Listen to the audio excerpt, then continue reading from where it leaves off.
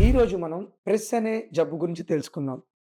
Press అంటే ఏంటంటే posterior reversible encephalopathy syndrome. ఇది ఎక్కడొస్తుంది? బాడీలో ఏ ఆర్గాన్‌కి వస్తుంది అనేదే డౌట్ గదా! ఇది మెదడుకొస్తుందండి. దీన్ని సింపుల్‌గా మెదడు వాపు వ్యాధి అంటారు. అంటే మెదడులోకి వాపొస్తుంది. Posterior reversible encephalopathy syndrome. అసలు మెదడులోకి నీరెందుకొస్తుంది? ఎందుకొస్తుందంటే ఎప్పుడైనా సరే మెదడుకు రక్తం తీసుకెళ్లాల్సిన రక్త నరాలు వీక్ అయినప్పుడు, డ్యామేజ్ అయినప్పుడు అందులో నుంచి అంటే రక్తంలో ఉండాల్సిన నీరు మెదడులోకెళ్ళిపోయి మెదడంతా వాపొస్తుంది. దీన్నే ఎడిమా అంటాం. వాసోజెనిక్ ఎడిమా అంటాం. ఇది ఎందుకొస్తుంది?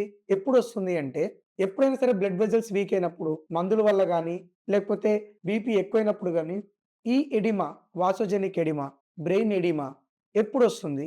ఎవరిలో వస్తుంది? ఎందుకొస్తుందో మనం ఇప్పుడు తెలుసుకుందాం. బాగా బీపీ ఎక్కువున్న వాళ్ళకి గాని, లేదా బీపీ ఉండి కంట్రోల్‌లో లేని వాళ్ళకి గాని యాక్సెలరేటెడ్ హైపర్‌టెన్షన్ అంటాం. కిడ్నీ ఫెయిల్ అయిన వాళ్ళకి గాని, ప్రెగ్నెంట్స్‌కి ఎవరికైతే బీపీ ఎక్కువుంటుందో, లేకపోతే ఫిట్స్ ఒస్తాయో అంటే ప్రీ ఎక్లాంప్షియా ఇలాంటి కండిషన్‌లలో గాని, లేదా క్యాన్సర్ పేషెంట్‌లకు గాని, లేదంటే క్యాన్సర్ ట్రీట్‌మెంట్ తీసుకుంటున్న వాళ్ళకి గాని, కొన్ని రకాల వాస్కులైటిస్ అంటే ఆటోఇమ్యూన్ డిజార్డర్స్ ఎస్ఎల్ఈ అని గాని, పాలిఆర్థరైటిస్ నోడోసా అని గాని, లేకపోతే టీడీపీ, హెచ్‌ఈఎస్ అని చాలా కండిషన్స్ ఉన్నాయి. ఇలా ఆటో ఇమ్యూన్ డిజార్డర్స్‌లో కానీ ఈ కండిషన్ ఒస్తుంది.